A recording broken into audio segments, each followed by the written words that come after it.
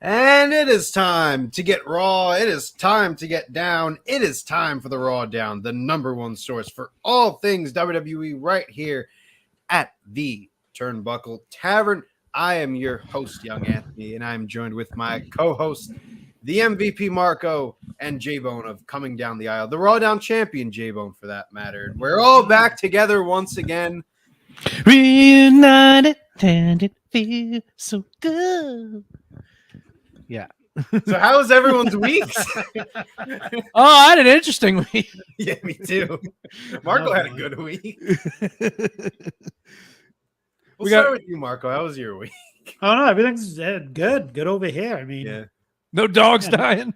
Nothing. No pets leaving the family, going into the pearly gates, nothing like that. But yeah, we can. I guess we can segue into that. I guess J-Bone. Yeah. Yeah.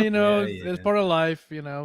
Unfortunately, lost our family dog, Caroline, and Mario and Caroline are up there. Sniff each other's butts. Dogs too. Do you dedicate Sweet Caroline at all to the? So it's actually funny. I have a video of me doing lip singing to that song. Sweet. Really? Yeah, really. I'll send it to you later. But yeah, this was like years ago I did it. But yeah, yeah, it's just a little bit of a rough go, but we'll be okay. Life moves on, and we're here to talk wrestling, and I am the RAWDOWN champion. And whose game is it? With everybody saying JB Knight, yeah. Yeah. Even Tyson's in the chat giving us some yes. And thank you for the welcome back, Tyson. I appreciate that. Yeah, same for me. Last week took the week off. Dog also passed away, so it wasn't a fun time. No. Back to work, business as usual. Raw rolls on. But definitely hard times. What was just your quick synopsis of SummerSlam? Oh yeah, that's why I was disappointed that I had to miss last week, because it was SummerSlam. So overall, I thought it was not the strongest of shows that we've seen compared to the other Triple H shows. I thought the main event didn't live up to the hype that everyone was putting it out to be. I also was not too thrilled about, obviously Jimmy turning on Jay, but after this past Friday, I'm more on board for it, and we'll talk about that when we get to it. I mean, a lot of other stuff. I thought majority of the matches were fine. Like Logan and Ricochet was what it needed to be. The Ronda and Shayna was that was a flop. Oh, Jesus Christ. Bad. I thought I watched the match, and a matter of fact, I fell asleep in the middle of it. Right. What's up, Nick? Shout out to the Ring Fanatics podcast is in the chat. Overall, I thought, the women's title stuff, I was surprised that they went with a successful cash-in. I thought that they were going with a failed cash-in, because women's Money in the Bank always was successful, and it's still successful. The way that they went about it was interesting. It just makes me think, what are they going to do with Bianca going forward? Because we haven't seen her since SummerSlam now. So who knows? Her knee's hurt. Her knee is hurt. Yeah, that's just hurt. Kayfabe, brother. So who knows? But overall, it was an all right show. Like for SummerSlam, it was what it was. Yeah. I enjoyed it better than last year's SummerSlam. I was not a fan of last year's SummerSlam at all. Yeah, I mean, if you're comparing it, then I would say so. I thought it was also symbolic that, 1 year, not to the day, but to the event of Damage Control joining together. Now you have Damage Control in the ring celebrating with Io winning the title. I thought that was a cool moment. Did you hear about the story of Dakota that she was she barely made it, like by the skin of her teeth, like last minute. They told her at 1 p.m. to fly from Orlando to Detroit. Right. Well, I mean, if Logan can make it to his brother's fight, yeah, but she wouldn't fly in PJ, brother. Right. That's true. She was flying a commercial. Did Vince didn't send his jet, the WWE jet, to go pick her up? I don't think it was big. I don't think it sent the jet for Dakota. To make a little in-ring appearance. Like, you're either here or you're that not. makes me wonder. Like, they really didn't have a Money in the Bank cash-in planned until the day of. Like, they couldn't tell Dakota like a little bit before, like, get those plane tickets ready, pal. Like, well, I'm sure they gave her the travel, but I don't know. That's it. That's actually pretty interesting. They must have, been on the fence about it. I guess probably, maybe a final booking meeting. Like, all right, let's do this. Call Dakota. Let's make this happen. I guess. Yeah. It's interesting. But I mean, I never even thought about it like that. But yeah. But I mean, ended off in a good moment with the three of them in the ring. Was I forgetting anything else major? The Judgment Day stuff was fine. I was expecting a little bit more to advance the stories, but I'm happy though. You you could still advance the story, because I think if you would have done something major that could have potentially ended the Judgment Day, I wanted to keep going. I know. I hated the Judgment Day for a long time. Right. I hopped on the bandwagon. Yep. So, poo-pooing it for a long time. Oh yeah, but poo-poo. Yeah, I definitely was, but that's okay because it's no poo-poo right now. No poo-poo, no poo-poo. But overall, and Cody and Brock I enjoyed it. Great, it's great. I thought second to Finn and Seth. I think me and J-Bone said it was probably second best match on the card. Yeah, as far as like actual matches go. What I loved about it was just like old school booking, just like perfect heel face. It's just great. Yeah, it made sense for Cody. Yeah, it made sense for everybody. Yeah. I think everybody should got better for that. Brock going off script definitely helped the matters out. I think. I think Brock going off the cuff. I think he knew, like, if this is going to be the last match and this is the last time you're going to see me this year. And this is this is who we're putting our money in, essentially. Let's let me give my stamp of approval. Right. I think, and that's what pretty much like Undertaker wanted to do for Roman Reigns when they had that match at Mania. That's how he wanted it to end, like him, like passing the torch essentially. But Such I guess a bad ending. Yeah, it was a bad ending. But that's what his idea was, and it's good that Brock did it on his own merit. He didn't wait till he's like in his 60s still wrestling and can't put on a good performance and stuff like that. I mean, so right. Yeah, I'm glad we were glad Cody got that rub because we missed him last year. He wasn't around last summer. I know I was actually kind of blew me away. I was like, wait. He didn't come back till January. Yeah, he wasn't in SummerSlam. So. He missed SummerSlam, Money in the Bank. He missed Survivor Series. Yeah, so all these pay-per-views coming up, he's not going to be or it's going to be his first time back. Yeah, for him. So makes me wonder who's next for Cody. Like I really don't know. It's got to be someone big. Goldberg. Don't do it. I need someone to step up. Oh, there you go. Put that in the universe. Well, that's actually a good transition because now we can start the show officially with some outside the ropes news. Outside the ropes. On this day, I see clearly and I'm gonna retire tomorrow. It seems supposedly, yeah. well, confirmed Edge's last match on his contract Yes. is tomorrow on SmackDown. But the rumor is that Edge will be retiring tomorrow. Edge had an interview with ET in Canada, and that's Entertainment Tonight. No, Not extraterrestrial. Not the extraterrestrial. The ET phone home. Yeah.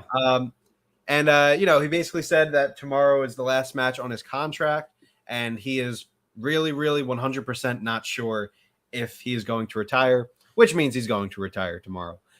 No. WWE don't like Edge. Well, let's break this down. So we were talking about this since last year. Yep. That promo after the Raw in Toronto, Edge, when he beat Damian Priest after the show, he said that next year when they were in Canada, that's when he would be possibly retiring. Mhm. And this is the last possible chance, I guess, that he has to do so. And last week on SmackDown, he said that he wanted to face someone that he hasn't faced before, and it's Edge versus Sheamus tomorrow. Let's start with that. What are your thoughts on Edge and Sheamus as potentially Edge's last match? Are you disappointed that it's someone in Sheamus who doesn't really need the rub, or are you just excited because it's a first time ever match? I'm kind of neither on it, to be honest with you. I mean, it's just, I guess, obviously the story is just more that this is Edge's last match. It's just more, I mean, maybe they could have used it for like a rub for somebody, but if you're going to be so highly publicized, like, okay, this is going to be potentially my last match. I mean, does that really? It kind of makes it boring if you go up against, put them up against, let's say, like a LA Knight, for instance, or even a Grayson Waller or something. I know they just had the match a couple weeks ago, but just somebody like that who would maybe need it. Just like, okay, well, he beat him, so right. So what? Because we know it's going to be his last match. So I'm kind of neither on it. I mean, like I said, it's more about I can think about just about Edge's last run here, and like, I mean, Edge is definitely one of my favorites of all time. Just everything that he's done has been remarkable. So it's more kind of celebrating Edge, the right way, because the first time around, unfortunately, he had to go down, very quickly with the neck injury. So, yep. Marco, thoughts? I guess it's fan wise. I think I'm kind of leaning towards J-Bone's sentiment about that. Fan wise, you want it to be like a main. It's probably going to be the main event tomorrow night, I'm assuming, because no Roman's not going to be there, so the Bloodline will kind of take a back seat. And we'll probably talk about that, how that storyline's going to kind of take like a not fade off, but like kind of like fade off a little bit anyway. But I mean, I would want it to be someone more marquee, but I mean, Sheamus is it's the first time ever, like Anthony said. That's surprising that they've never faced each other before. I find that very shocking.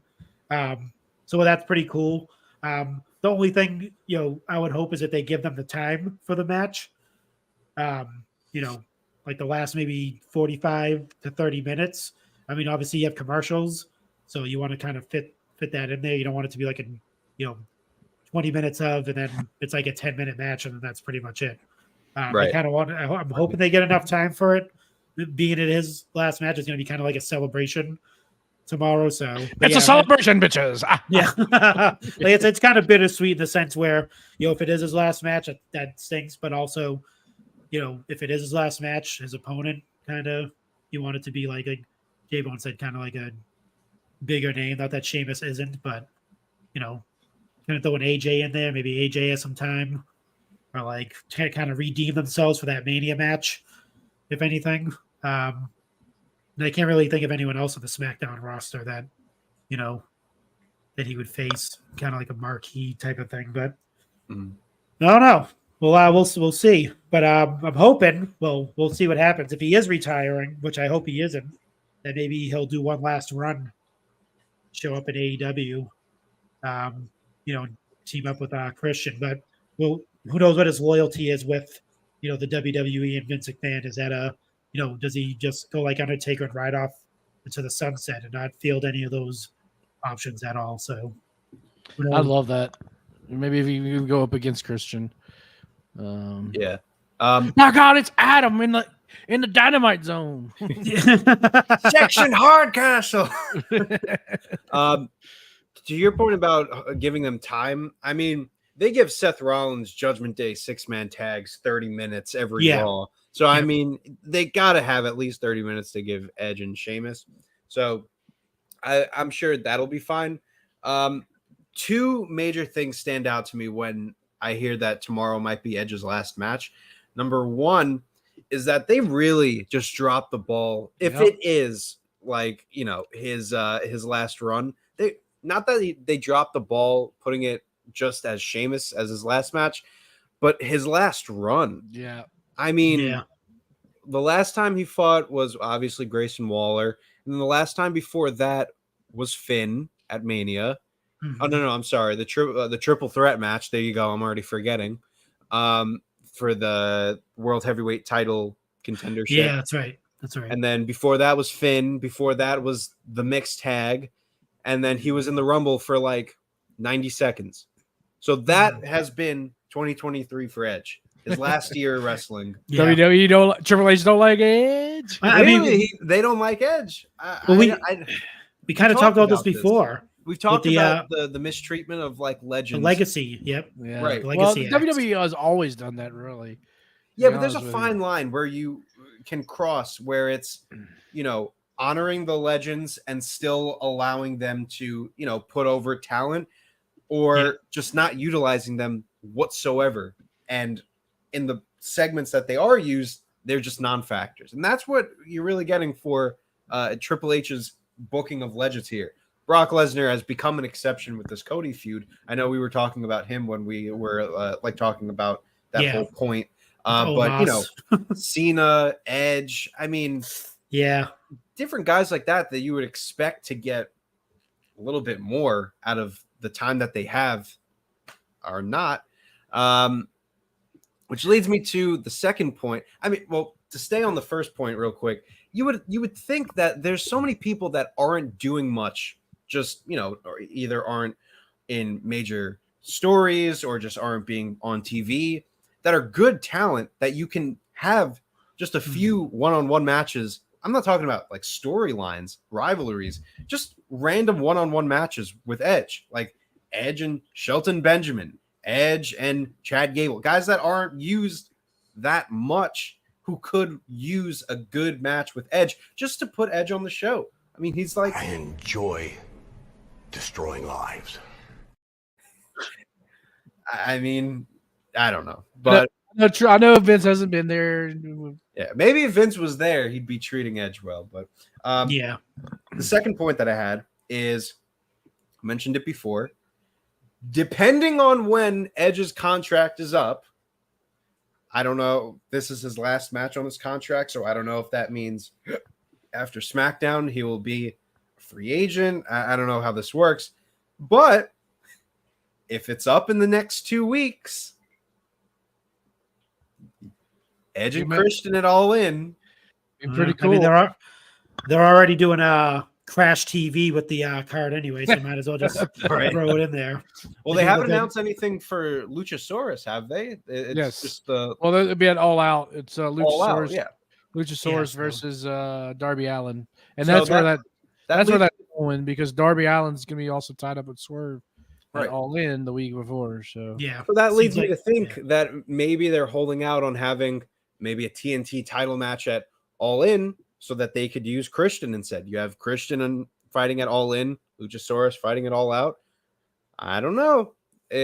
Again, depends on when the contracts kind of line up. But if there was ever going to be a final match for Edge, it would be Christian. It would be All In front of 80,000 plus people. So, yeah. I don't see it happening. I don't either. Yeah, it's just fun. But it would be fun, yeah. Good.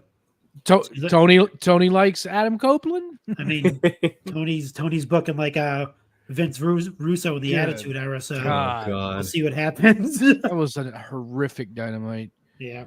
The Chad said it perfectly. Like that was like late era WCW. The blood dropping from right next to Kevin Nash. Yeah, damn. Sid saying, "I have half the mind that you do." I know. Obviously, I want to pivot a little bit. Obviously, this was a WWE show, but All In, is it living up to the hype as far as the card is concerned? The talent, yes. The booking, no. Yeah. Okay. I have to agree. You could be doing so many other things. Like as of this point, you're sticking Kenny in a 6-man tag. It's ridiculous. You're sticking Jericho with Will Ospreay. Oh, You stick like what a way! Like I mean, I know they have like sold out numbers, but I'm surprised. I want to see how many people actually show up. That's my that's my critique. You can sell as much as you people want, will show up. people will be there. but we'll see. They have so much talent on this card. It's just the mismanagement. Like, I'm fine with things like Sting and Darby in the tag match. It's a coffin match. It'll be I love cool. that match, actually. Yep. That'll be cool. It's a good story too that they've been building up. But I mean, beating a dead horse about the women's division. It's a random fatal 4-way. Yeah. You have, like you said, I also have a theory on that too. I feel like it's going to end in a double pin situation where one woman's going to be pinning another one and vice versa. It's going to be a double pin situation, and they're going to take put the title up for grab with those two women at All Out. Probably. I could see something like that, like lazy booking, folks. they're not that creative. They're not that creative with the women. So the women's whole nother thing. I mean, Ospreay and Jericho, like, I understand there's a story with Callis, but you couldn't do Jericho versus Takeshita. Like, you couldn't just do something like that. You really had to throw Will in this. Will Ospreay's going to have to follow up that Kenny Omega match with him and Jericho. I mean, all things considered, I trust that Will Ospreay could pull out a good match from Jericho, just because it's Ospreay, but not like that Kenny Omega match. Like, why are they doing Coda, Kenny, and Hangman versus Ibushi's over the hill. Bullet Club Gold? Like, why are they randomly insert trios match? Fantasy book. It's told you Crash TV, dude. Lazy booking. Crash TV. Sense. It's Vince Russo all over again. Seems like Tony Russo. Yep. But anyways, speaking of big events, have you guys seen the ticket prices for WrestleMania yet? No. Probably like Jesus Christ. $100 for 4 seats or some shit. It's gonna be a little rough getting to Mania this year. I could tell you that. To give you an idea, where I was sitting when I went last year in Dallas, it was like, kind of middle of the stadium, like not too high but not too low, and that was about maybe 400-ish for each ticket. Jeez. Yeah. You want to know how much that same section is in Philly? Try doubling that and add a few more hundreds. Jeez. Dude. So, but see, the thing is, though, and I get, you want to get good seats, but if you buy first day, the prices are gonna be a lot higher. Yeah, you gotta wait till you gotta wait. You gotta wait it out. Well, no, this is resale. Like, this is already people reselling their tickets. Oh yeah, because they did that pre. They did like a pre-sale to the pre-sale. Yeah, they did that. That's right. Everyone scalped up the tickets already, and now they're already on SeatGeek and like StubHub selling them for way more than they bought them for. I thought I was looking at. I had to make sure that I didn't accidentally click on like Taylor Swift tickets, because it was like at least shake it off. It was at least 300 to get in the door. I can assure you that all the way at the top. That's insane. So good luck Yeah. to anyone who's looking to go. Looks like Looks like I'm watching from home. yeah, right. looks like it. Looks like it. When there's a Damn. will, there's a way. I don't know. I might go. I might still go though. Yeah. We'll see. Um, Do we want to talk about What do you want to talk about? what are you guys talking about? the people that are leaving WWE for sure? Oh yes, hit it. Yeah. You're fired. I'm sorry, you're fired. Get out of here. You're fired. I suppose you're fired. How the hell are you gonna get fired on your day off? So we'll start with the one. We'll start with the one who was actually released first. Or did she leave? Did her contract expire? We don't know. Lacey Evans quietly has parted ways with the WWE in some way, shape, or form. Yep. This was picked up on by fans when they saw that she changed her name on Twitter. She put formerly known as Lacey Evans. I think she posted something, retweeting someone saying a fan was like, "Thank you, Lacey Evans." And then she officially confirmed that she's done with WWE. And she's another one who you talk about mismanagement from Triple H. Not to say that she was No, top I'm not star blaming him. of the women's division. You No, can't- not to say that she was the top star of the women's division or anything, but I mean, just the way that she was presented on TV with the multiple gimmick changes. Yeah. And the That was Cobra before Clutch Triple H, and- though. The multiple gimmick changes. It happened a lot during Triple H too. It did. Yeah. I mean, pretty much after she came back from her pregnancy, which Triple H wasn't in power yet. because I They were could doing be that, wrong. like, when she's telling the stories about her father and all that stuff. Well, that They was were doing- Vince. That was Vince. That wasn't Triple H. But the thing, well, no, wasn't the whole thing that she changed to be the more like talking about the stories and whatever, and she was a babyface going into Money in the Bank. I forget which Money in the Bank it was. I think it was last year's. last year. And then she just And then- switched to a But heel. when Triple H got into power, that's when she switched heel, and then she left for a while. She came Then back came as back. more Army. She came in as USA, she came back even more USA. She was heel, and then she turned back babyface for a little bit, and then she started doing the Cobra Clutch. So it was really like that was more. To so quote Kenny Powers, quoting her, xenophobia that used to be called patriotism. So, any thoughts on Lacey Evans leaving WWE? I mean, she had a good, like, when she got called up, I think she had a good amount of steam behind her, and she was doing good. And then I don't know, like something like kind of got lost in the way. I know, I mean, not the pregnancy, but one thing I know, was. one thing. Well, It was definitely that. It was Well, definitely no, that. but before that, she was doing the angle with Ric Flair, where it was Oh, like God. being insinuating that they were having a relationship, and it was like gross. No, stop. Yeah. And then was she was like horrible. pregnant after that. Or Yeah, during which that. made it Right. then she kind of disappeared. funnier. Made it even But they were worse. like- They kind of rolled with it. But they were pushing. Like she was getting like the when she was that character, the sassy Southern Belle. Yeah, She was that getting good. more.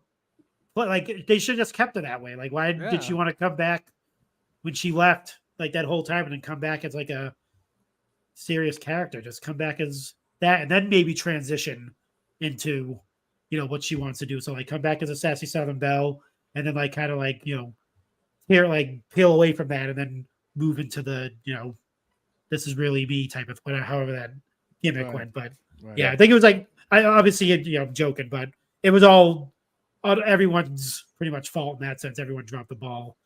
Creative, she dropped the ball. The fans, we could take some blame. We weren't really given any I mean, it's not like the women's division was booked really great either. true at the So, time. Yep, that's also true. It wasn't the strongest it's been. Which yeah, isn't saying a whole lot. A lot of ball dropping around the around the For wrestling dropping world. balls. Yeah. I mean, she gets called up in 2019.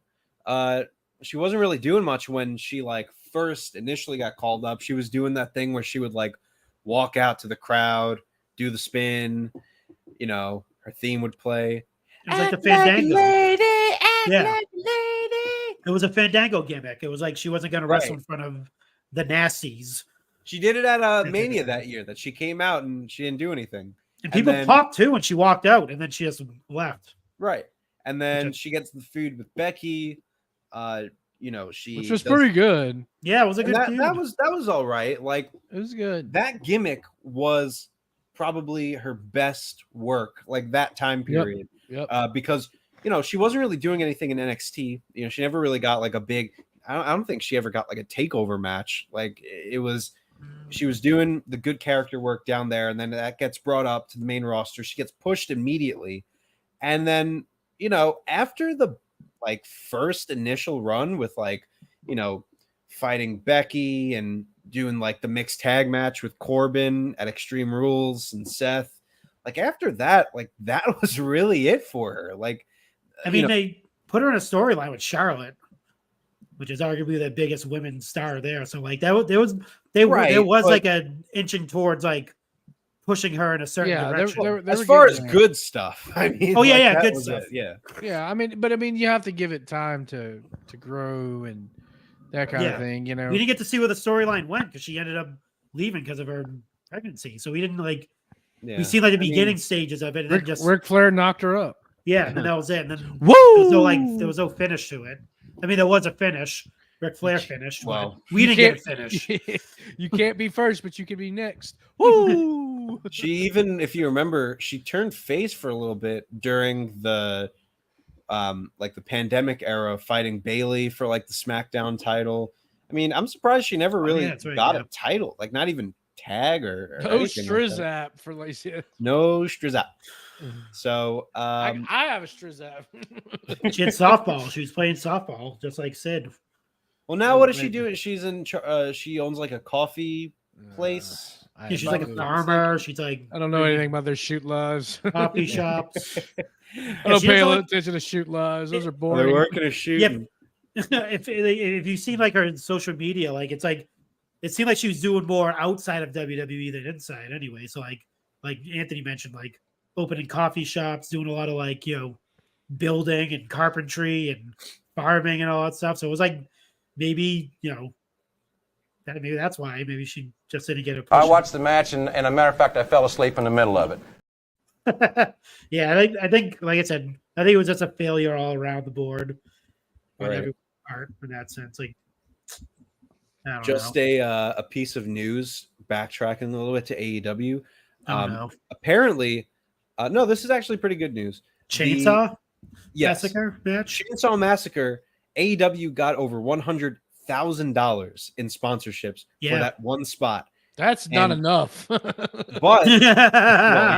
But Tony Khan donated all of that money to food banks in support of the Maui wildfires, which I think is actually pretty cool. That's cool. I don't know if it was all, but a good amount, it seems. The numbers don't lie. Jeez. It should have been more money.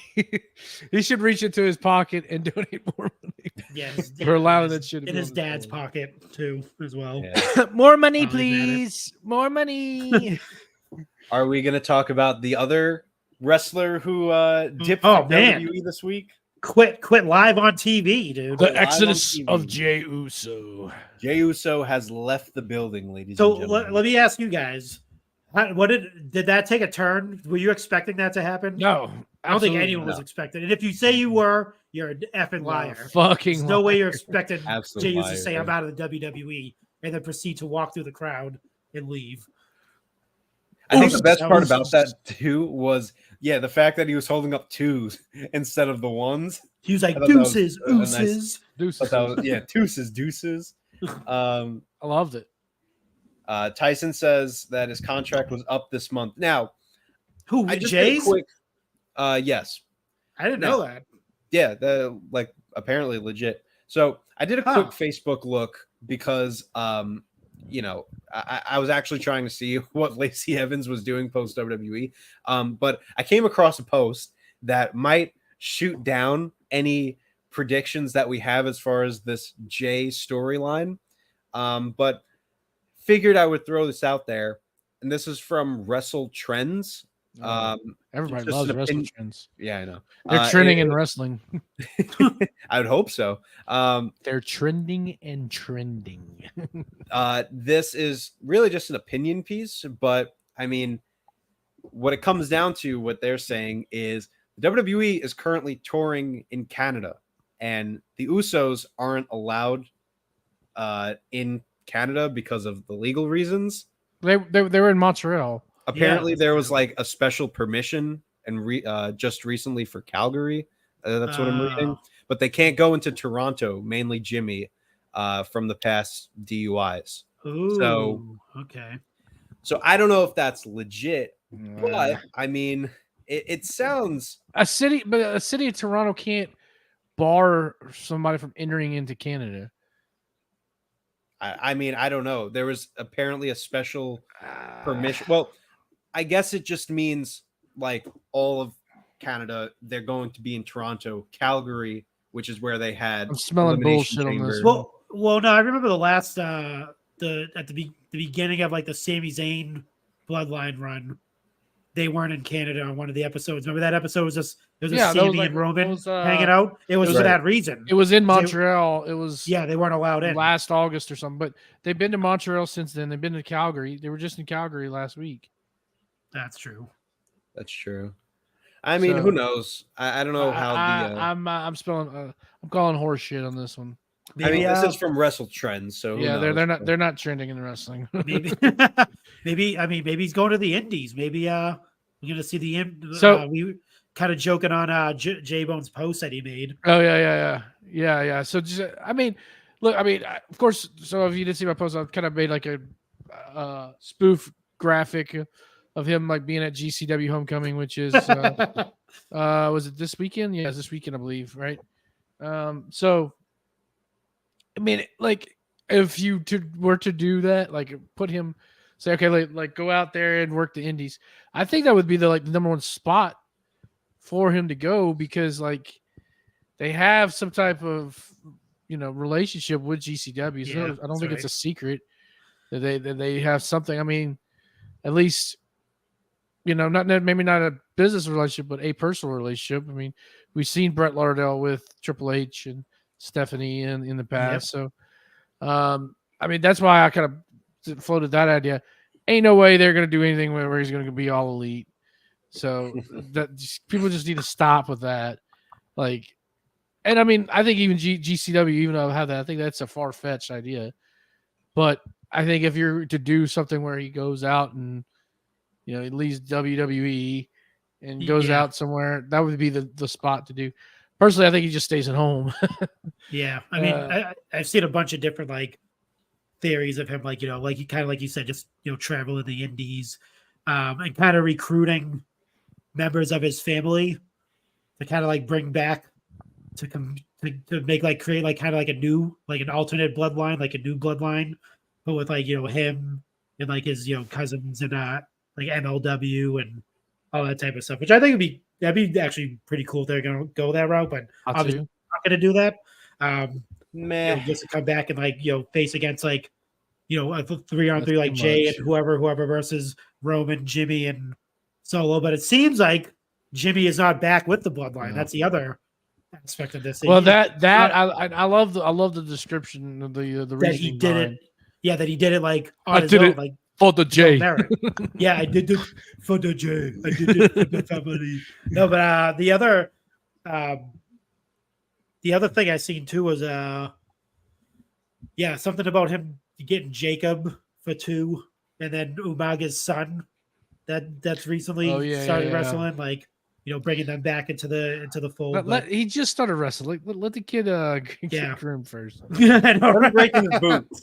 Yeah. Let him, Let me get a crease in the boots first. Okay? yeah. Jeez. But yeah, I mean, then there was that other thing with that promoter. I'm sure. Did you guys see this? The promoter put out that poster for Rikishi to do a signing. Oh yeah. And it said, "Come see him before he is a guest referee at Payback" or some shit. They like really that. didn't hold back on that one. Yeah, I know exactly. So like that's another rumor that Fuck, they Jay forgot to will be leave back out the participants. Like, Yeah, I know, right? tell me the stipulation too. Yeah, no. Jesus I mean, Christ. if he's coming back to guest referee, it's definitely going to be between his sons. Right. Whoever his sons maybe it could be Solo, and people thinking Jimmy and Jay. I'm thinking Solo and Jimmy might have a match. If that's the case, I don't think it's going to be Jay. I don't think you'll see Jay to like Survivor Series, around Survivor Series, or maybe even Royal Rumble. Who knows? To get that big pop. And also Jay's non-compete clause ends 5 days before All In. Dude, if they can pull that, if they pull that off, I would be.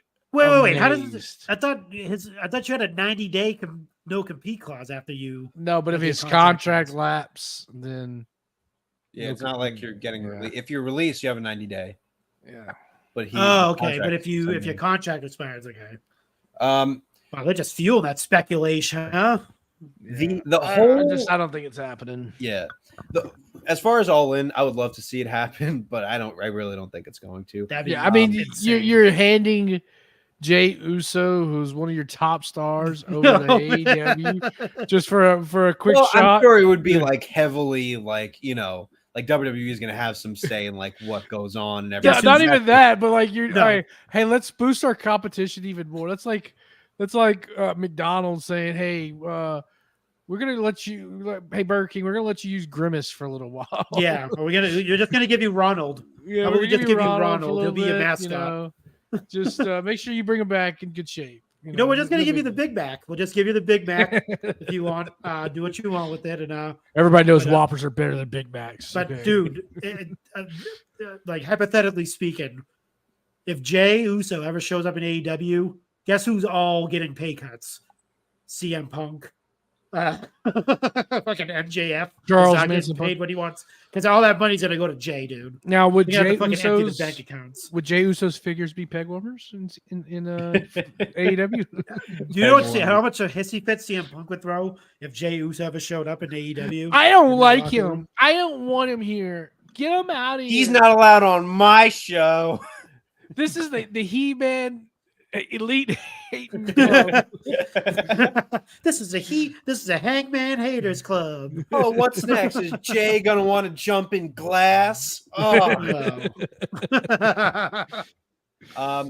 But to That's continue on, so I don't see Jay going All In. I don't think. Well, I don't want them to do the whole recruiting other Samoan guys. And I talked about this in the group chat. The way to solve the issue of this thing getting stale is not to add more characters, Right? Yeah, but just to change it up. Like, yeah, give it a break. Like give them a break. Let Roman do something different, like completely different. Right. Instead of it just being, Solo comes in and saves the day, or Roman yells at the Usos and Paul. Like, do something completely left field. That's why, look, hit the hot take button. Oh shit. Oh boy. Hot take button is right here. Hot takes here. Get your hot takes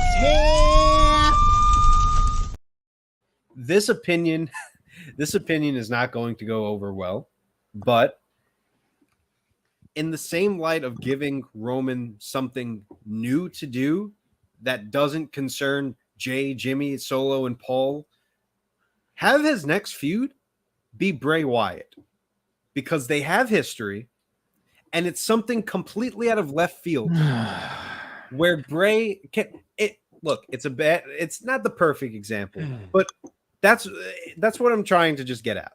Give him something completely that is not related to, my cousins, Wise Man, this, that, and the other thing. Like, at least Bray, they have history in the past, and Bray can pull out a new psychological part out of Roman. Stop. No, I mean, why not? Why not? It won't work. People will not.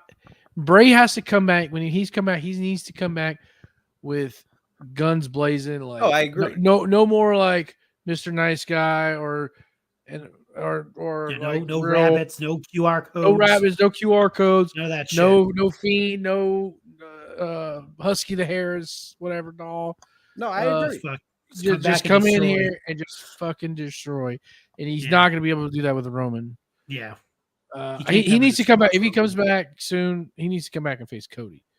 That will help both of them out. Well, yeah, I agree more with that. And if they do something with him and Roman, just to like play with Anthony's story there, it would have to be something where they kind of have to like repeat or reenact what Roman did to him when he attacked him at SummerSlam. Like, just have him jump the barricade, go in and just start beating the shit out of Roman. Like, you'd have to do that. It would have to be, and then maybe literally just anyone. Right. Anyone else. Yeah. Right. Put Bobby in front of him. Why isn't Bobby, Bobby Lashley, man. Bobby Lashley. Smooth Bobby with building that faction he has going on. Like, not, use the profits in that sense, but, they haven't really had a feud, Bobby Lashley and Roman Reigns yet. Like, shit, put Montez in there. He hasn't stepped in the ring with. I mean, the Tribal Chief hasn't stepped in with the Almighty. I mean, Bobby Lashley yet. If you have Montez, he doesn't have to win, obviously, but I mean, he'll get the rub off, and you want also somebody to kind of get the rub off of it a little bit. I'm not sure. I'm not sure if Bobby losing will give him the rub necessarily, being Roman with Roman being in the ring. But if you do like Montez or something like that, he just comes in. You could even do where Roman and Usos are arguing, Jimmy's arguing or something, and then Tez just comes in and just drops Roman and just says, "Let's." Kind of like how they did last week when they just came in and just fucking cleaned house. Clean house, yeah. With the fresh cuts and the fresh suits that they had on. Just one more point about Jay, as far as my opinion on it. I like that we're doing the whole fantasy thing of, maybe Jay can end up in the Indies and maybe he can recruit all of his Samoan friends and he can, show up in GC. It's not happening. Not happening. It's not happening. It's just fun to plan. We're just playing with the two letters and one word. Well, two letters and one word. CM Punk. It's gonna be 2 weeks, and he's gonna come back, and he's gonna fight Jimmy at Payback. That's my prediction. Not Mania. I don't think it's gonna be a Mania match. Like I see what you're saying. Okay. I don't think that you can prolong this. Yes, you can. Yes, you absolutely can. You put Jay, you put him on the bench until the Rumble. Yeah. I mean, I guess. Yeah. I mean, you have plenty of other stars, and it'll be like, we'll miss Jay. Like, where's Jay at? Where's Jay been? Is he coming back? Is he gonna? Could he show up anywhere? His contract's up. He could go anywhere. Yeah. And then he just shows up at the Rumble. If they really wanted to do this and prolong it to WrestleMania, Bray Wyatt should come out. No, I'm joking. They should take the Dom and Ray route, where you do not as goofy, obviously, because you can't. This isn't a story that warrants goofy, but take those segments that you had, of Dom showing up at Ray's house and vice versa, and you make that more serious. Like, you have Jay showing up at Jimmy's house and have them fight, and you have just different little segments like that to keep Jay out of the ring, but to still keep him in the public eye. Like, there's still a feud going on with Jimmy, because the way that they were able to build that feud between Dom and Ray was perfect, because they started it in September and they finished it in April. That is a long ass time. And they really didn't do much in between those months. But when they did, it meant so much. It was the slowest build possible. And they nailed it towards the end. So if they go the route of doing it at WrestleMania, they need to get creative with it and go outside the box and take notes of what you did with Dom and Ray, because that was one of the better stories that they've told in this new era of WWE. Yeah, I think Jay needs a mommy, though, to accompany him on these things. No, bring back Naomi, and we'll do Jimmy and Naomi. What I think they need to do. Unless you were gonna say Jay and Naomi. I was like, we're going there. That would be a fun story. What they should do is, now that if Jay's going to be off TV for a while, they should make it like this should be like the Jimmy story now. Like now because we haven't seen Jimmy alone really, like running solo. We've seen Jay, twice now do like a solo storyline in the Bloodline, saga, if you want to call it that. I think it's Jimmy's turn. Let's see him as like if you want to call him the Matt Hardy of the Usos or whatever people like to say. Like he's not as talented as Jay and all stuff. I think this should be the moment for him to like shine. And if they are going to do that match at Payback, not between him and Jay, but I'm thinking it's going to be him and Solo. I don't think it's going to be Jay fighting. If Ricky, because obviously I don't think people forget, but that's their brother. That's Rikishi's. They're all his sons.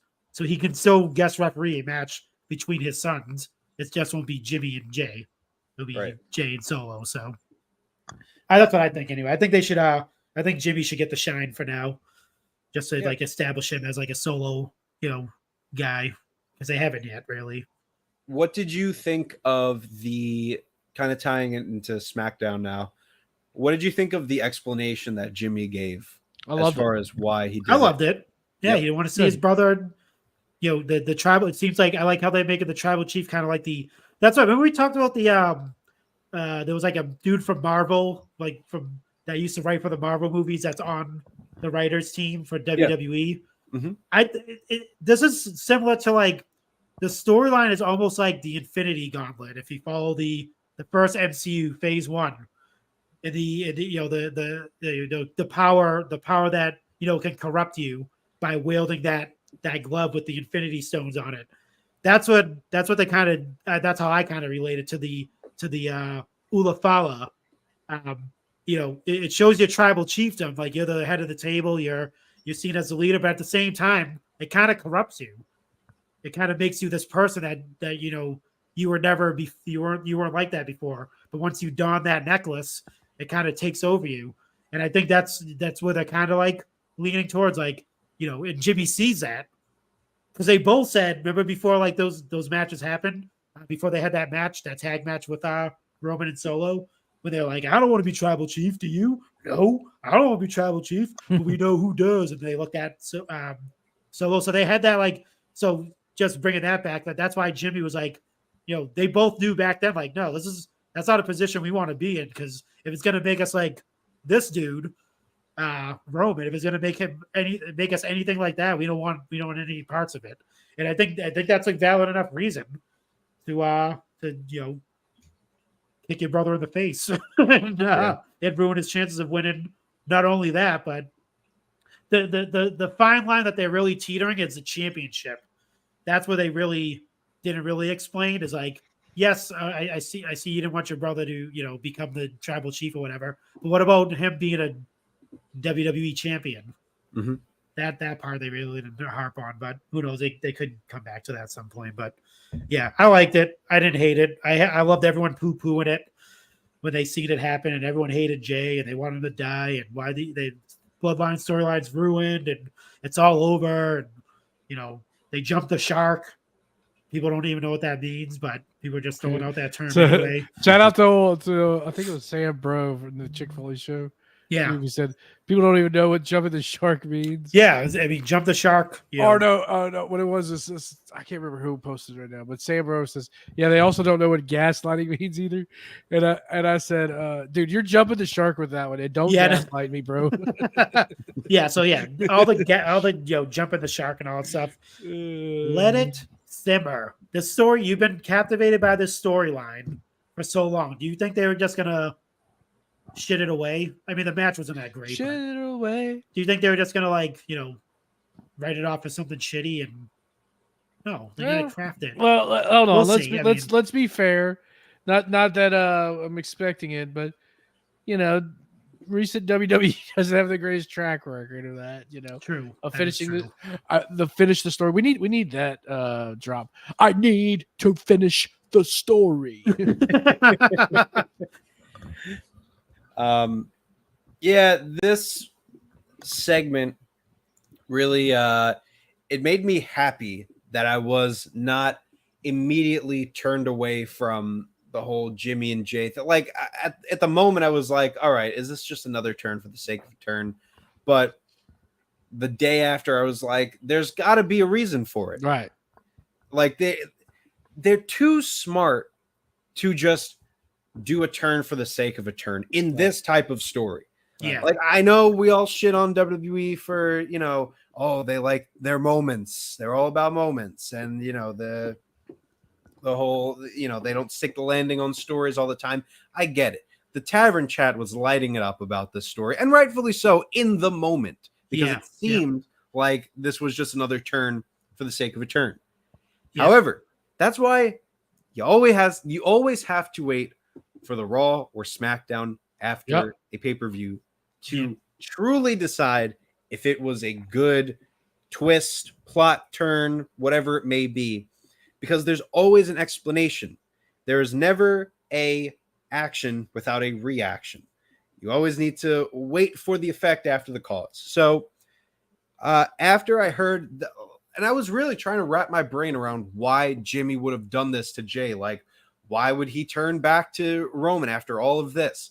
Yeah. And once he said that he didn't do it for Roman and that he did it for him, and he goes on that whole tirade about why he, wanted to keep him away from being the tribal chief, I was like, this is brilliant, because no one would have thought that was the reason why. No one predicted it. Like, I was looking on all the Facebook posts that I could find, and no one came up with such a simple answer, because they were all caught up on Jimmy just turned heel. What the fuck? It was never a heel turn. It was like, it was really wasn't. If anything, it was a face turn, an even bigger face turn. Like, he showed his. He did another 360. Another 360. Yeah. Now, am I completely sold on Jay after hearing this?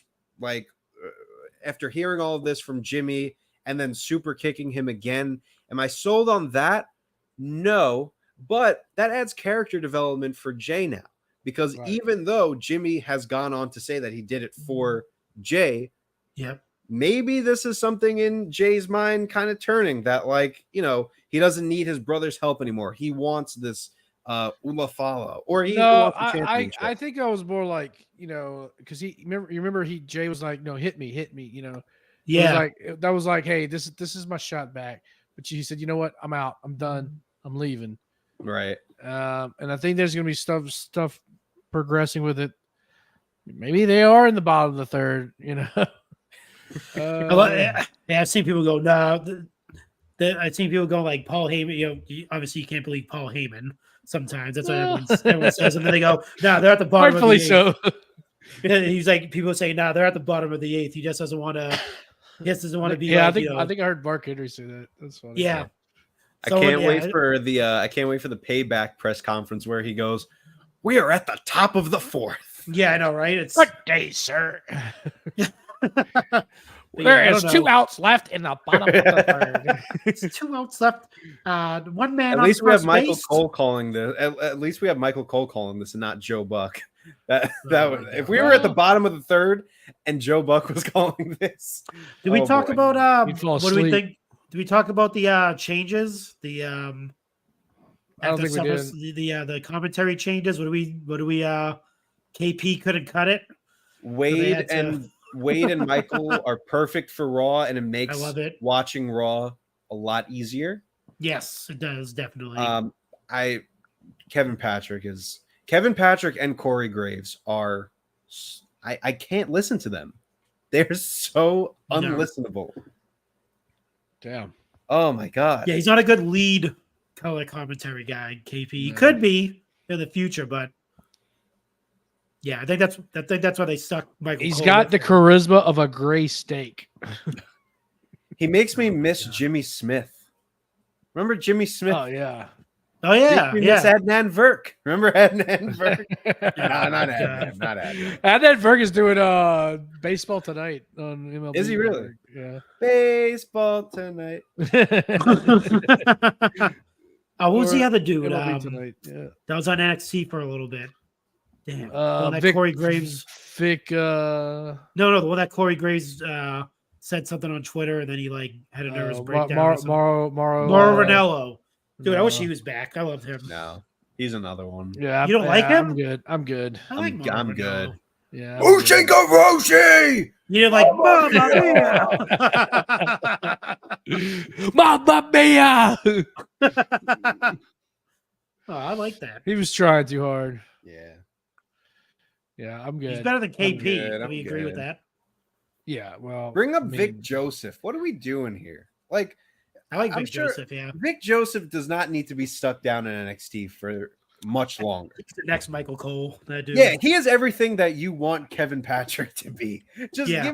give it to Vic but Joseph. What the the fuck? problem is you got to have a good leading man with Booker T, because Booker T will go off the rails a little bit. You got a guy like You got a guy like man, because sometimes Booker T when he's on commentary, sometimes you don't know if he's like following like protocol or yeah, he's just like Yeah. doing his saying, own natural reaction. and he's stuff, he's just like going off the rails. yeah, he does. He does. He's go got to off have the somebody rails. to kind of bring him in, like, hey, buddy, Nah, this is man, where, look at like it'll be who's out there when you got a one of guy the- like Tiffany Stratton. yeah one of the Stratton. Oh, no he was like he was kind of man. being he's kind of being like a creep, not like a creep, but he was like. There was one of the girls were out there. And he was like, "No, man, look at that. She got the full package, man. Look at that." I'm like, "What, dude? Are they telling you to say that? Or you just She's all like a neck bone. Or what else does he say? Whenever there's like a big guy versus big guy match, he's like, "No bread, no water, just me." Hey, look, he's great. I love him as a color commentator, but man, he's got to have a good guy to kind of reel him I back love, in. yeah, he has to have someone reel him back in, which is that's why he's still down. That's why they make a good pair, you know. Oh my god, dude. That's why I love. That's one of the reasons why I love watching NXT now. It's because freaking Booker T and him, dude. You never I know do what like he's- Booker T on color commentary. he A just few says shows shit. I've watched. Oh my god, dude. I actually watched the last pay-per-view, Great American Bash, was it? Was that was? Great, yeah. Yeah, It was good.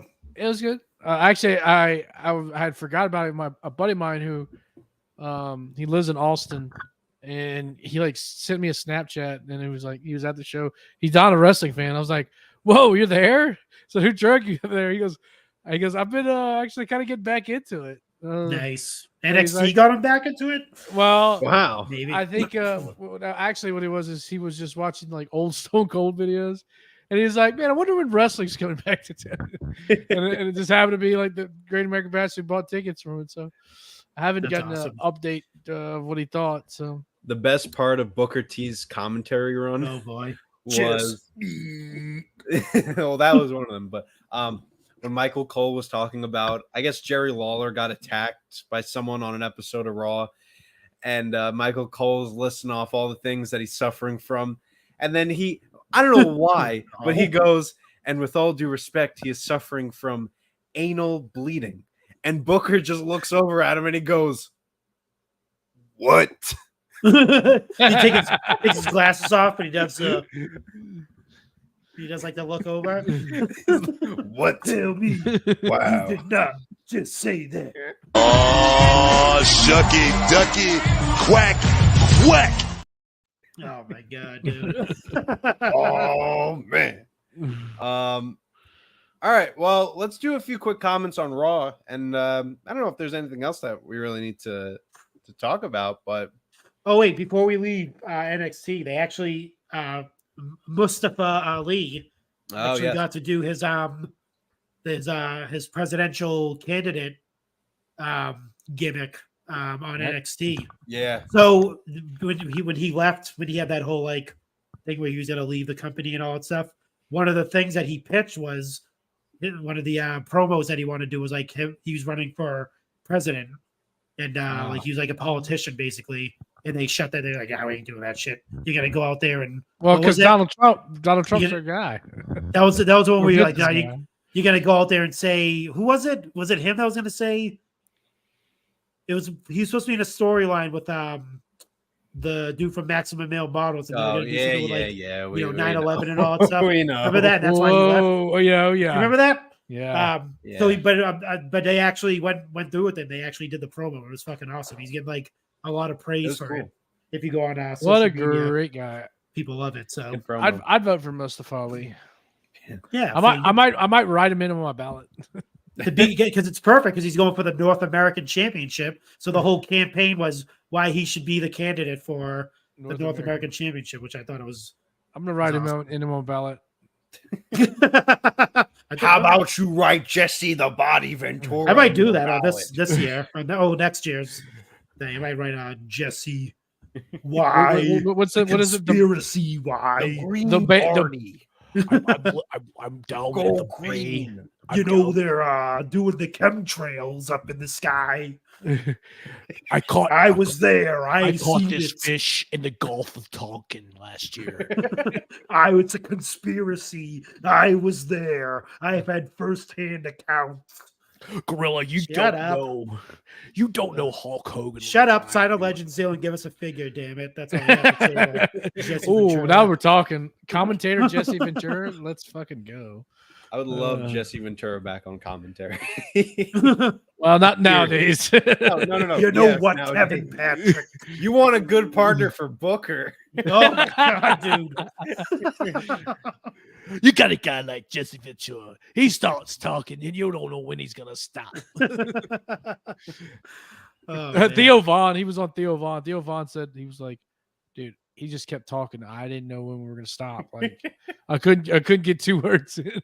Dude, Theo Vaughn. And he even said like during the Hogan one, which I don't know if y'all have watched the Hogan and the Flair one. Gold, okay. Oh, they're good. They're great. Gold, both of them. The Flair one is really, really good. Yeah. Like wanna his see- Flair's cutting up the whole time, but I want to get a Theo Vaughn on commentary. Can we get that? Make that happen?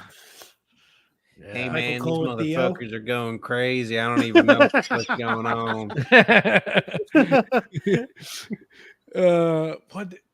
One of my favorite lines with Hogan too. He goes, you know, when you were wrestling, you really made me, just really feel things, you did a great job because like I didn't care about whatever else was happening. You just made me feel. He had guys like Jimmy Snuka who had like crazy hair and all these domestic charges hanging off of him.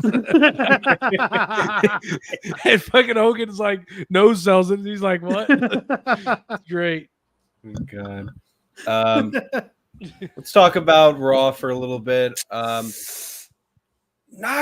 Shinsuke heel Shinsuke-san. turn. What do we think of heel Shinsuke now going up against Seth Rollins at Payback? It seems It's okay. I like it. I wonder what he said to Seth Rollins though that made him. Yeah, that was What's it? intriguing. What did he say? What did he whisper Choppy, to choppy. Seth Rollins to choppy yeah. Attitude Era? You're gonna what? Yeah, no, I'm curious because we haven't seen a. It's usually Seth Rollins that's getting everyone in everyone's heads and flustering everybody. You rarely get to see the reverse of that. So I'm wondering what Shinsuke said there. They're both kind of, I don't know. I'm intrigued a little bit. I mean, I just want to see them go at it. I mean, I'm a Shinsuke fan. I know they're going to tear it down when they have their match. So yeah. I'm excited for Need it. some story, bro. Yeah.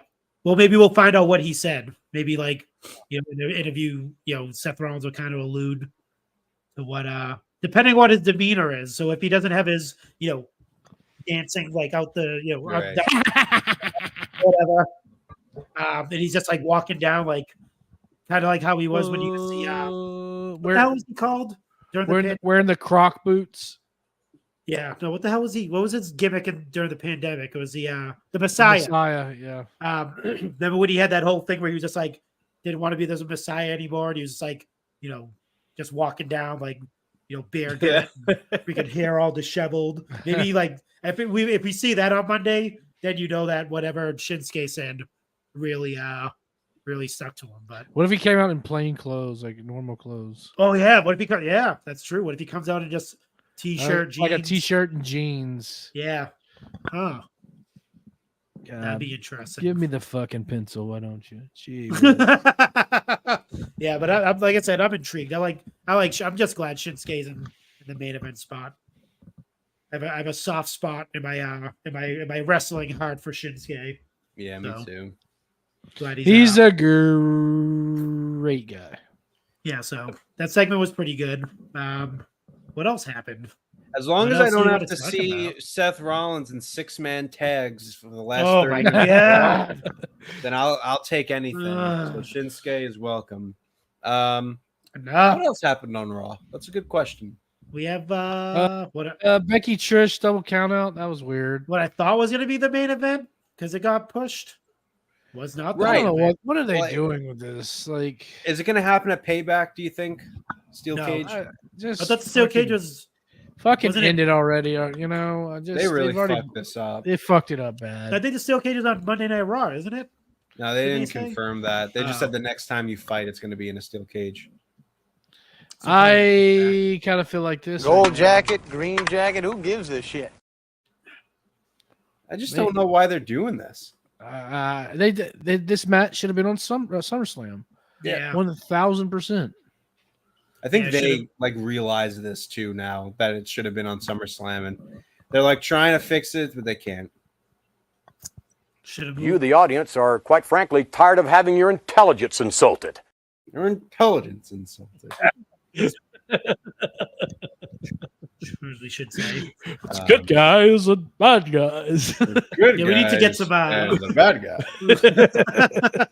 We need to get some we might have to scour some Triple H post interview things and see if we can get some clips from Triple H because he's kind of running shit now. So when shit goes bad, we need a Triple H drop. Yeah, but it's also fun to have Vince in there. Nobody is this. Nobody Wow. Nobody is bigger than this business. I know. I want to know right the fuck now. Oh man. Anything Judgment else? Day. We talked Judgment about the Day. Judgment Day seemingly reunited, and then not reunited again. So, what do you think of the story? We didn't get to. We talked last week, I think, about the Judgment. We didn't get to hear young Anthony's take on the Dominic with the championship, Rhea with the championship, Damian Priest with the Money in the Bank, Finn. Big fat zero, nothing in his hands.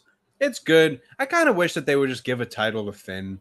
Like, just let them have all the gold. Why not? I Yeah. love gold. They run the WWE. Oh, that's apparently. something we didn't talk about. Rey Mysterio, U.S. champion. Oh, Yes, yeah. that's right. I got some Good call, bad call. Here we go. Hot takes here. Get your hot takes here.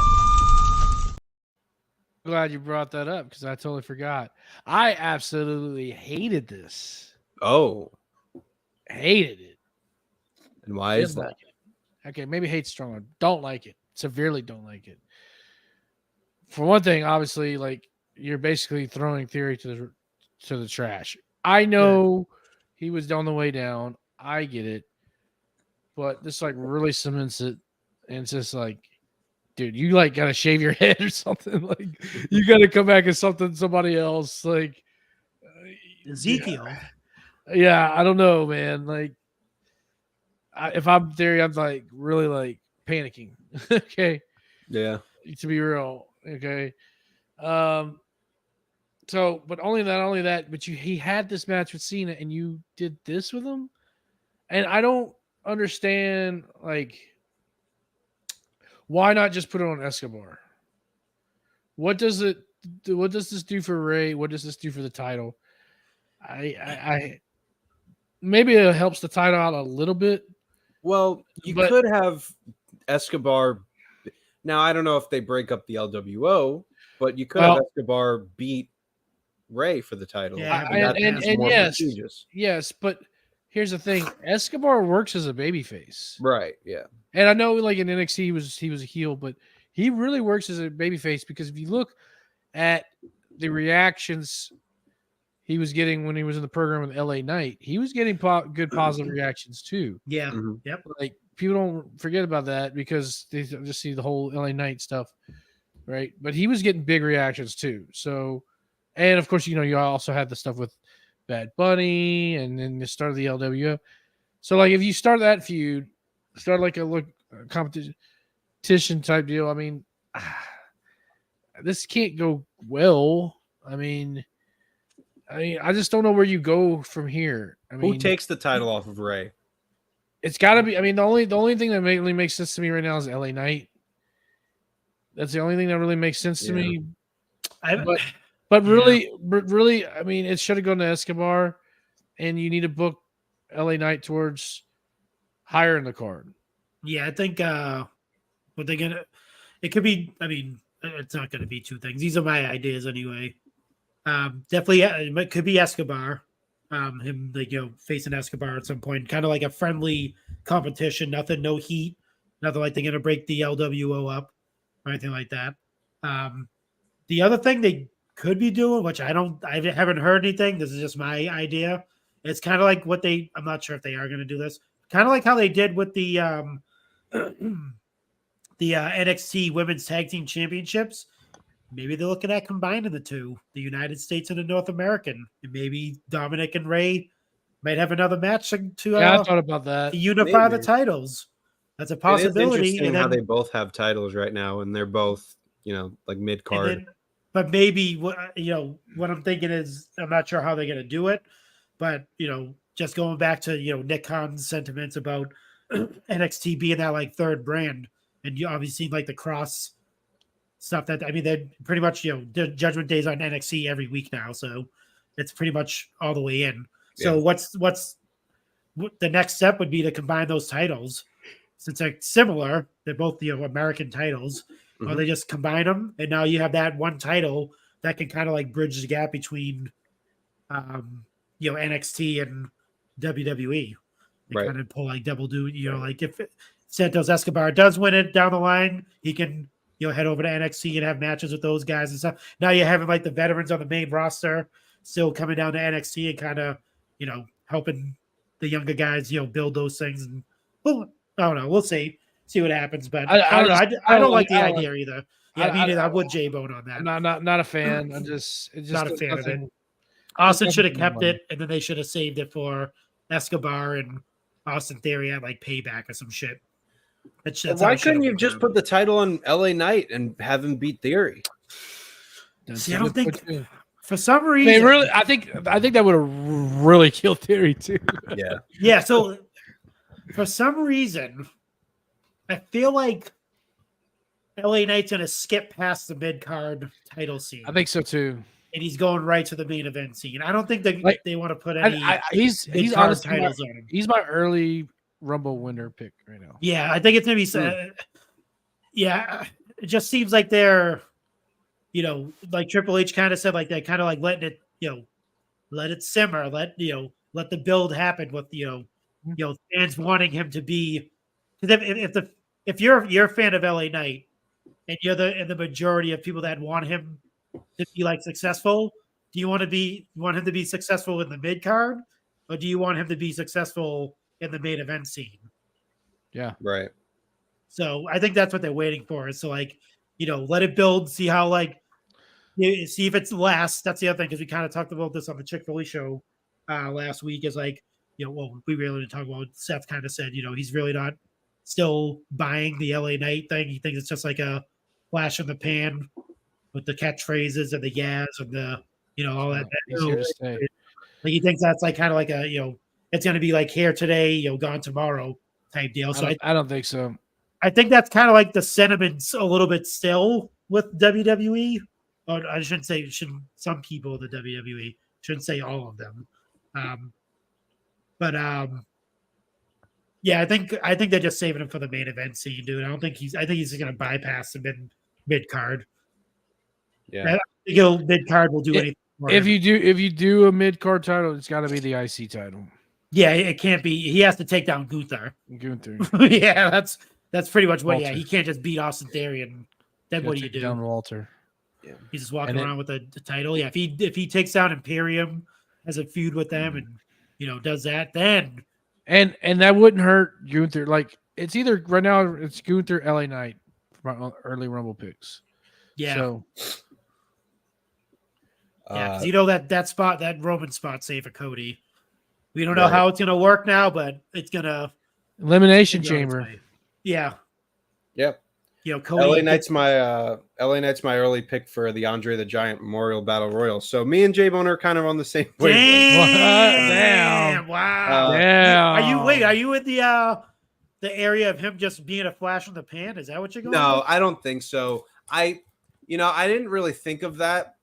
Seth may be onto something as far as maybe the WWE sees him as a flash in the pan, and that's why they're trying to prolong this as much as they can. Yeah, just to see where the build is. Right, like to see if it's worth investing in this. Yeah. So I see it from that. They really have to do something with him soon because I'm nervous that it's going to become another, not really a case of like what the Acclaimed was, that they were really hot and they had one chance to strike and they fucked it up, and then they struck afterwards, and then the scissor me daddy ass thing like slowly withered away. Like, For me, it was never there. It was so stupid. Yeah, well, I'm nervous that it's going to turn into that where he's very, very over, and you miss that one moment.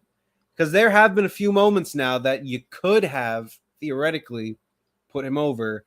Money in the Bank, U.S. title. They gave him the Slim Jim Battle Royal. So he can't win the Andre, but Mountain Dew. Right. He was in a Mountain Dew match. He was in a Slim Jim match. That's true. Next, Big he's going to be sponsor probably guy. in like a. He's a sponsored match guy. All right? What was that? What was the other match that you had? RocketMortgage.com. Yeah, No, not Rocket Mortgage. What was the one that you had, J-Bone, with the? Oh, was like a dirt- it was the buried alive turf, Scott's turf. There you go. Yeah, there you go. That's it. That's going to be the next match.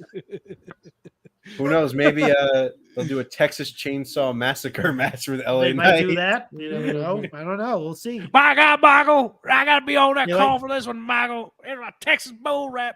It's You got, Leatherface!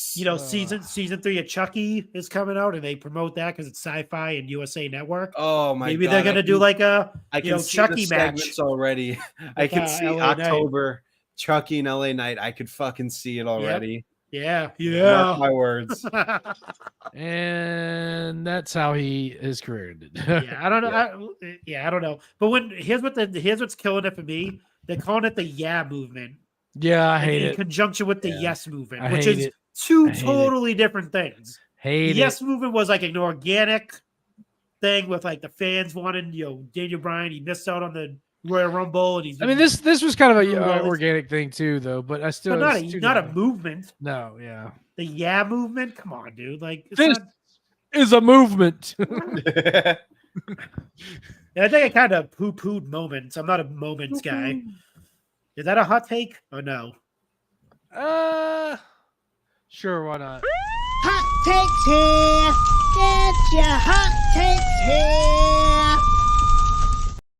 Yeah, like because we talked about this on you weren't on the show last week, but we kind of talked about what we talked about on the Chick Foley show with like the blood. We'll use that example, the Bloodline storyline, and the 3 different times that they could have ended it with Sammy, Cody Rhodes, and who else did he face that they wanted? Drew, maybe yes. Like the thing, the moments was the recurring thing. Oh, there could have been a moment if Drew won. Oh, it could have been a moment when Sami Zayn won. Oh, it could have been a moment with Cody. I don't give a shit about moments. I'm not a moments guy. What happens afterwards? What happens when these people win? Right. Well, it was a moment when Sammy and KO won the tag titles, and look at what that reign has become now. A perfect example. What the moments aren't the same as they were back in the 80s and the 90s, like Hogan slamming Andre and all this type of stuff. Like now we're more intricate with storylines where we're telling more of a story. We're in a different age of wrestling that's not just the Saturday night's main events and house shows every week. It's not it's different like that anymore. You have now weeks of television to build. You want a moment when the moment should happen when the storyline is ending. Like the fans know definitively, like, okay, we're watching WrestleMania. Example, well, not example, but yeah, example, WrestleMania next year. we see signs of the Bloodline storyline. Again, we see signs of Roman Reigns. He's going to lose. There's no doubt about it. There's no swerve happening. That's the moment right there. Yep. Just to capture a quick moment and then see, I was I'm always on the same sentiment as Eric Bischoff when he says when people would pitch him storylines, he'd always say, okay, what happens afterwards?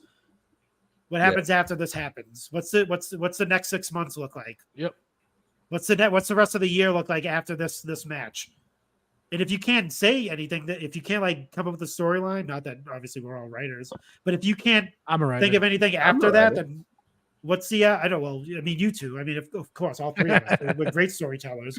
But anyone else, if you can't come up with a storyline after that story, like you just said, perfect example, Undisputed Championships. Where the hell did that go? You had your moment. Now what?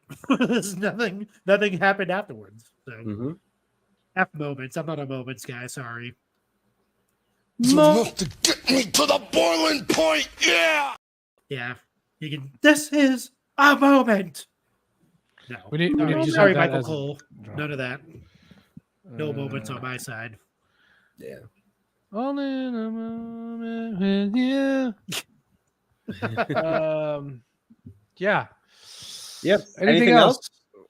I don't think so. I think that's Tammy it. Sitch? No. I don't give a fuck. Let's end the show. Looks like you're having cloudy No days. sunny days? No sunny days over here? Woo! All right. Hey, yo. We're ending the show, folks. Thank you for tuning into another edition of the Raw Down. Marco, let us know what's going on in the world of Chick-fil-A. Oh man, like I just mentioned, we dropped a new Chick-fil-A episode that was last week. We recapped SummerSlam and get into all the figure news, answer listener mail, all that stuff. New episode of Open Mic came back, new season if you want to say it, however you want to go. I interview Rucker from the Boot to the Face podcast. It was a fun conversation. Glad to be back. Have another guest lined up at the end of what's this week? Couple weeks. So yeah, we're back in the full swing. We're going with video format probably after this. I'm thinking. I'm not sure if I'm gonna go live, but we'll see what happens. But yeah, some things I've been talking. I was talking to J-Bone about some ideas that I have for the Chick-fil-A group, which I'll segue to. So definitely sign up for the Chick-fil-A group. We're nearing the end of our Fully Picks League. I'm still in the top 10. I moved down a few slots. I'm very upset about that, but I'm at second, it happens. But yeah, definitely join up. And yeah, Pod Foundation, obviously. Check us out. Yep. All of us. Turnbuckle Tavern, Extra Cooler Show, J-Bone coming down the aisle, the Chick-fil-A show. Oh yeah. Yeah. J-Bone, And I'm running the what X do you- Machine. I'm not sure if that's as catchy as the Twitter machine, but it's the X Machine now. Yeah, you gotta be careful with the X machine. The triple X machine. Whoa, we just That's what it pretty much. I mean, let's be real. That's what Twitter pretty much is a. It's it's the porn. Yeah, apparently you can, but anyway, You would know better than me. J-Bone, what's going on at coming down the aisle? Someone we know knows better than us. J-Bone, what's going on coming down the aisle? well, at coming down the aisle, C-U-M-I-N-G or C-U-M-M. well, we're doing a little bit of this, a little bit of that. We got Mr. Sam Evans art on. Ooh, I will be actually changing when I drop episodes. So I'm going to be dropping episodes now with the addition of Collision, and SmackDown's been so hot lately. I feel like I need to come and talk about it as quickly as I can. Oh, so man. I'm going to be dropping episodes Monday morning. So we're recording Sunday night, dropping Monday morning, just changing things up a little bit. Nice. I'm going to put out a graphic about it. So there will not be a new episode tomorrow like I normally do. He competes with this show. Not really competes, but it's where I'm driving. You get double dose of J-Bone. That's too much J-Bone for people to handle. We got to spread the J-Bone out for you too. breaking the fourth wall. You record the show after. Yeah, Raw, and yeah, that's part of my SmackDown. that's actually part of my decision making too. It's a lot. It's a Now lot. you get to talk about like SmackDown right after it happens, and who cares about Raw at this point? Like, Yeah. Well, I mean, rather hear honestly, you that's talk kind of about what SmackDown. that's part of my decision. It's like, you know, where everything is lying, and everything is like Friday, Saturday. You know, Right. Wednesday, Friday, Saturday. You know, yeah, in my opinion, you know. So, and like it'll be better episodes because I have more time to prepare and to record and talk. Because a lot of times I'm like rushed to get stuff done. So yeah. So, anyways, Sam Evans' art will be on. He's drawn many different things before. I'm sure people have seen before. You look him up. We watch Macho Man versus Ricky the Dragon Steamboat from WrestleMania 3. have you not watched that match on the show? I actually have watched it, but it was so hard to kind of communicate because of time difference. Oh, Sam is in Australia, so I was just like, we're gonna go with it's the only match I've never done twice, you know. So I went ahead, we went ahead to make things easier. We just went ahead and watched it again. So That's cool. yeah, Big match to watch twice. yeah, and I figured, you know, why not? So All right, well, folks, if you like what you heard here at the RAWDOWN, and I am fully aware that you did, make sure that you head on down to the Turnbuckletavern.com. Join our community, listen to all of our podcasts, and watch all of our videos, and just do everything that you need to do to support the tavern. It goes a long way. You can also give us money by going to prowrestlingtees.com/tavern to get a t-shirt that represents all of your favorite Turnbuckle Tavern mates. And if this is enough for you, then you can go to our Teespring link over at theturnbuckletavern.com, where you can get more specific merch if you're a fan of the RAWDOWN. Of course you are. Get your stickers and your mugs with the official RAWDOWN logo. Thankfully, the logo is on the mug, and our mugs are not on the mugs, because who would want a mug with our mugs on your mug? I get it. That'd be a pretty ugly mug. But Maybe if it was your mug. hey, my mug is very muggy, if you will. It's very muggy. It's muggy and muggy. Folks, thank you so much for tuning in. We will see you next week, same time and same place. But until then, as always, Life sucks, and then you die.